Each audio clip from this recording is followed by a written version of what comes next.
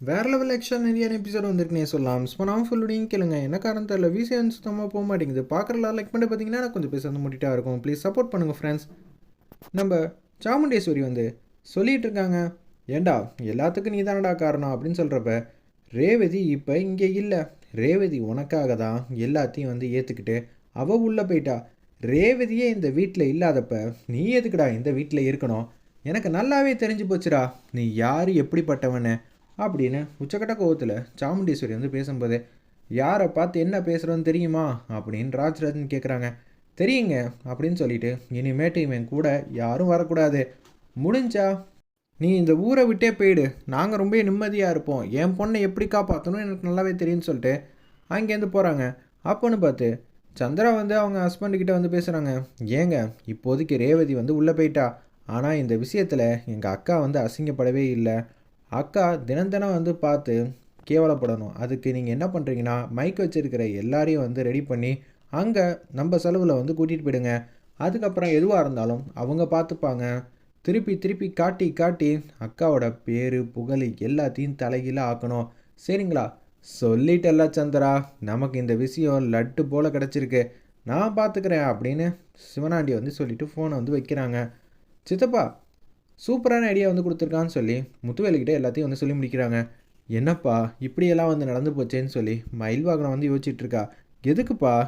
ஏன் ரேவதி அவசரப்பட்டு அவன் மாட்டுக்கும் உள்ளே போனா என்னால் யூகிக்கவே முடியலையே, எனக்கும் ஒன்றும் புரியலைங்க. இந்த விஷயத்தில் நான் பேருந்தா கூட ஈஸியாக எதுவாக இருந்தாலும் சமாளிச்சிருப்பேன். ரேவதிக்கு என்ன தெரியும் அப்படின்னு சொல்லி யோசிச்சுட்ருக்கிறப்ப ரேவதியை ஒரு இடத்துல வந்து உட்கார வைக்கிறாங்க. உங்ககிட்ட நாங்கள் கேட்க வேண்டியதெல்லாம் இருக்குது அப்படின்னு சொல்லும்போது, என்ன கேட்க போகிறாங்கன்னு தெரியலையே, நான் என்னத்தை சொல்லணும்னு கூட தெரியலங்கிற மாதிரி யோசிச்சுட்டு இருக்கிறப்ப, அவங்களே தான் எல்லாத்தையும் ஒத்துக்கிட்டாங்களே, எங்கே இருக்குன்னு சொல்லுங்கள் அப்படின்னு சொல்லும்போது, எதுவும் சொல்ல முடியாமல் மௌனமாக இருக்காங்க. ஏதாவது சொல்லணுன்னா நான் கார்த்திக்கிட்ட பேசினா தான் உண்டு, எதுவுமே சொல்ல முடியாத அளவுக்கு நான் இப்போ இருக்கேனே அப்படின்னு சொல்லும்போது, டக்குன்னு அவங்களுக்கு வேறு ஒரு ஃபோன் கால் வருது.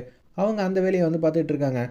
சரி ரேவதியை உள்ளே வைங்க, எதுவாக இருந்தாலும் பார்த்துக்கலான்னு சொல்கிறப்ப, ரேவதி ரொம்ப அப்பாவி, அவளை முதல்ல பாருப்பா, பார்த்து ஏதாவது ஒன்று பண்ணுன்னு சொல்கிறப்ப, ஈஸ்வரி நீ நியாயமாக ஏதாவது பேசுறியா அப்படின்னு ராஜராஜன் கேட்குறப்ப, யாரும் வெளியில் போகக்கூடாது, குறிப்பாக உங்கள் தங்கச்சி பையன்கிட்ட பேசவே கூடாது. ஆமாம், என்னை சார்ந்து இருக்கிற யாரையுமே உனக்கு பிடிக்காது. அப்படி இருக்கிற சூழ்நிலையில் நான் மாட்டுக்கும் அமைதியாக நீ சொல்கிறதெல்லாம் கேட்பேன்னு நினைக்கிறியா? உனக்கு பிடிக்காதுன்னா நான் அதை செய்வேன். நான் நல்லதே செஞ்சிகிட்ருக்கிறேன். எனக்கு நீ சொல்கிறதெல்லாம் கேட்கணும்னு அவசியம் இல்லை. உனக்கு வேணும்னா உன் தங்கச்சி பெரிய உலகமாக இருக்கலாம், ஆனால் எனக்கு மாப்பிள்ளையும் பொண்ணும் மட்டும்தான் உலகம். அவங்க 2 பேரும் நிம்மதியாக இருக்கணும், அதுதான் எனக்கு தேவை. இப்போயே போய் பேசுகிறேன். இப்போ நீங்கள் போனீங்கன்னு வச்சுக்கிங்க, என்ன செய்வியோ செஞ்சுக்க, அதை பற்றி எனக்கு கவலை இல்லைன்னு சொல்லிட்டு அப்படியே போகலான் இருக்கிறப்ப, நீங்கள் போனீங்கன்னா அப்புறம் நான் போயிடுவேங்கிற மாதிரி சொன்னோன்னே அப்படியே அமைதியாக இருக்காங்க. உள்ளே இருக்கிறது உன்னோட பொண்ணு, நம்மளோட பொண்ணு, அது உனக்கு தெரியுமா? எனக்கு தெரியும், நான் பார்த்துக்கிறேன். அக்காவை மீறி ஏதாவது நடந்துருமா அப்படின்னு சந்திரா எப்போதும் போல் பில்டப் கொடுக்குறாங்க. அந்த இடத்துல ஒரு பக்கம் நம்ம கார்த்தி வந்து ஃபீல் பண்ணிக்கிட்டே இருக்காங்க. இப்போ போய் பார்க்கலான்னு பார்த்தா மாமா கிட்ட யாராவது பேசிட்டு போகணுங்கிற மாதிரி யோசிச்சுட்ருக்காங்க.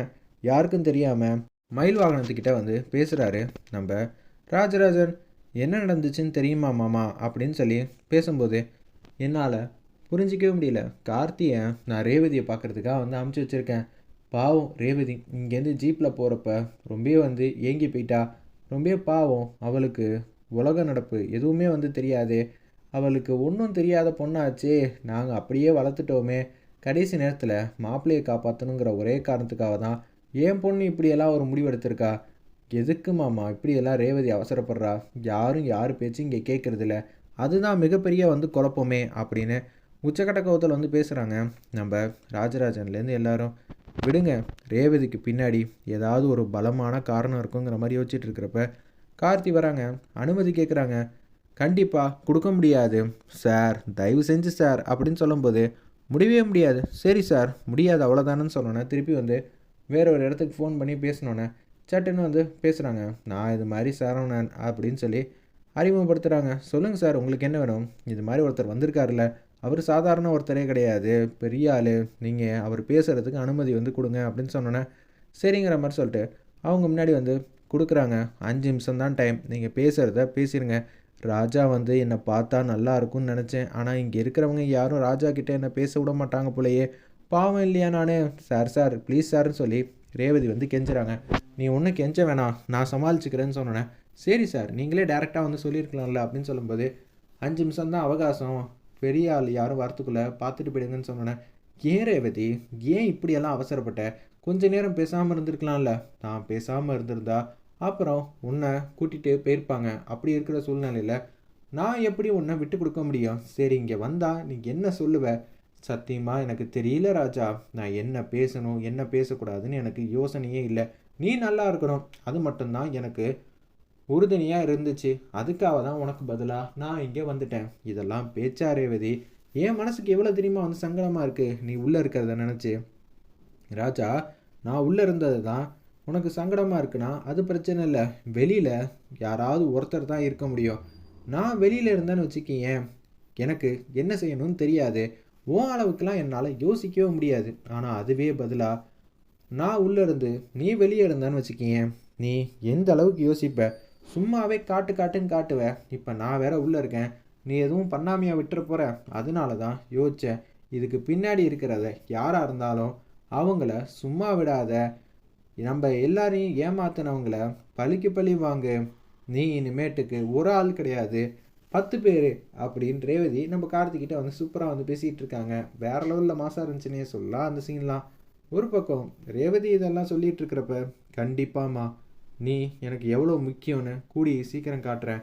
இன்னும் ஒரு நாள் இன்னைக்கு சாயங்காலத்துக்குள்ளே இதுக்கான ஆள் யார் என்ன ஏதுன்னு கண்டுபிடிச்சி உன் முன்னாடி நிப்பாட்டுறேன். அவங்கள நீ இருக்கிற அதே கூண்டுக்குள்ளே நான் வைக்கிறேன். இல்லாட்டி என் பேர் ராஜராஜனோட மருமகன் கிடையாது அப்படின்னு சொல்கிறாப்புல நம்ம கார்த்தி. சரிப்பா, எனக்கு நம்பிக்கை இருக்குது அப்படின்னு சொல்கிறப்ப பெரிய வழக்கறிஞரை பார்க்கலான்னு சொல்லிட்டு நம்ம ஈஸ்வரி அம்மா வந்து யோசிச்சுட்ருக்காங்க. அச்சச்சோ, இதெல்லாம் சரிப்பட்டு வராதே. ஏன்னா எதுவாக இருந்தாலும் தாமதமாக தான் பண்ணணும். அப்போ தான் சிவனாண்டி ஏற்பாடு பண்ண ஆளுங்க எல்லாரும் அங்கே போவாங்க. அக்காவுக்கு மிகப்பெரிய ஒரு விஷயத்தை ஏற்படுத்தி ரேவதிக்கு இப்போதைக்கு ஜாமீன்லாம் எதுவும் கிடைக்கக்கூடாது. அக்கா ஏற்பாடு பண்ணால் அது சீக்கிரம் சட்டுன்னு கிடச்சிருச்சுன்னா நம்ம நினச்சதெல்லாம் நடக்காமல் போயிடுமேன்னு சொல்லி கேவலமாக வந்து யோசிச்சுட்ருக்காங்க. அந்த இடத்துல நம்ம சந்திரா, அக்கா முதல்ல அப்பாயின்மெண்ட் கிடைக்கணும், நான் பார்க்குறேன்னு சொல்லிட்டு ஃபோன் அடிக்கிறாங்க. எடுக்கவே இல்லைங்கிற மாதிரி சும்மா காய்ச்சி வந்து சொல்லிகிட்டு இருக்காங்க. அந்த இடத்துல நம்ம சந்திரா, நம்பர் எதுவும் மாற்றிட்டாரு போலையே, நம்பரு தெரியவே இல்லை, இந்த லைனுக்கு போட்டால் வரமாட்டேங்குது அப்படின்னு சொல்கிறப்ப, என்ன சின்னத்தை கொடுங்க பார்ப்போம் அப்படின்னு நம்ம மயில் வாங்கின ஃபோனை வந்து வாங்குறாங்க. 10 நம்பர் போட வேண்டிய இடத்துல 9 நம்பர் போட்டால் எப்பயுமே வந்து ஃபோன் போகாது. சரிங்களா சின்னத்தை, நான் ட்ரை பண்ணுறேன்னு சொல்லிட்டு நம்பருக்கு கால் பண்ணிடுறாங்க. ரிங் போதாத்த, நீங்களே வந்து பேசுங்க, உங்களுக்கு தான் பேசுகிறதுக்கு அனுபவம் ஜாஸ்தி அப்படின்னு சொல்லும்போது நம்ம ஈஸ்வரி அம்மா வந்து கால் பண்ணுறாங்க. கால் பண்ணி பேசுகிறாங்க. இது மாதிரி என் பொண்ணு உள்ளே இருக்கா, நீங்கள் ஏதாவது ஒன்று பண்ணணும், எந்த இதில் எந்த பிரிவில் அப்படின்னு சொல்லும்போது நடந்தது எல்லாத்தையும் சொல்கிறாங்க. என்ன மேடம், கொஞ்சம் கவனமாக இருந்திருக்கலாம்ல. நீங்கள் முதல்ல வீட்டில் வச்சுருந்ததே தப்பு தான். நீங்கள் அதிகாரிக்கிட்ட கொடுத்துருந்தீங்கன்னா இது மாதிரி ஒரு விஷயம் நடந்திருக்காதுன்னு சொல்லும்போது, ஆமாம் நான் தப்பு பண்ணிட்டேன், தயவு செஞ்சு இப்போ ஏதாவது ஒன்று பண்ணுங்கள். சரி மேடம், நான் ஈவினிங் தான் வருவேன். என்னது ஈவினிங் தான் வருவீங்களா? ஆமாம் மேடம், இப்போ நான் வெளியூரில் இருக்கேன், எப்படி இருந்தாலும் ஃப்ளைட்டு பிடிச்சிட்டு வரத்துக்கு தாமதமாகிடுங்கிற மாதிரி சொல்கிறாங்க. இதை கேட்ட உடனே, அச்சச்சோ எவ்வளவோ சொன்னார், நம்ம தான் யார் பேச்சும் கேட்க மாட்டோமே, அதனால தான் இங்கே இவ்வளோ பெரிய பிரச்சனை நடந்திருக்கு. ஆமாம் அப்படியெல்லாம் சொல்லாதீங்க, கார்த்தி தான் காரணம்னு தெரிஞ்சதுனால ரேவதி தான் தாங்கிற மாதிரி பழியை ஏற்றுக்கிட்டு போயிட்டா. இங்கே காட்டுறது ஒன்று, செயல்படுத்துறது வேற ஒன்றா இருக்குன்னு சந்திரா வந்து இஷ்டத்துக்குன்னு வந்து பேசுனாங்க. சும்மானே இரு, ஏதாவது ஒன்று பேசுனேன் அதுக்கப்புறம் நான் என்ன பண்ணுவேன்னு எனக்கே தெரியாதுன்னு உச்சக்கட்ட கோவத்தில் வந்து பேசுகிறாங்க. வேற லெவலில் இருந்துச்சுன்னே சொல்லலாம். அந்த இடத்துல நம்ம ராஜராஜன் வந்து கோவப்படுறதெல்லாம்